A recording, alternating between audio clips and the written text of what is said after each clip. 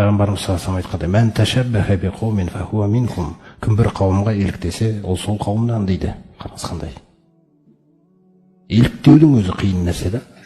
Абай атамыз айтады, 15-ші сөзінде қателеспесем, ақылды адам мен ақылсыз адамның фарқын айтып көрейін дейді да. Адам өзі осы дүниеге келген кезде бір нәрсеге қызықпай тұра алмайды дейді өмірде.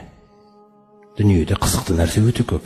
Сонда дейді, есті адамға, жаңағы қызықтар есті адамға ұсынылған кезде, есті адам дейді, есі бар адам, ақылды адам. Ол тек қана орынды, баянды, дұрыс іске ғана қызығады дейді. Ал есер адамдар дейді, қараңыздар, есер адамдар не болса соған, бағасыз құнға, баянсыз нәрселерге қызығып, жаңағы итқорлықпен өмір сүріп жүре береді дейді. Қоғамда көп нәрсе ақылмен істеліп жатқан жоқ.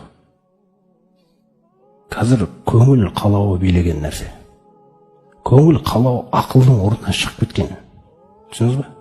Соқтан да еліктеу деген нәрсенің өзі өте қиын нәрселері де болды. Сол нәрселерді байқау керек.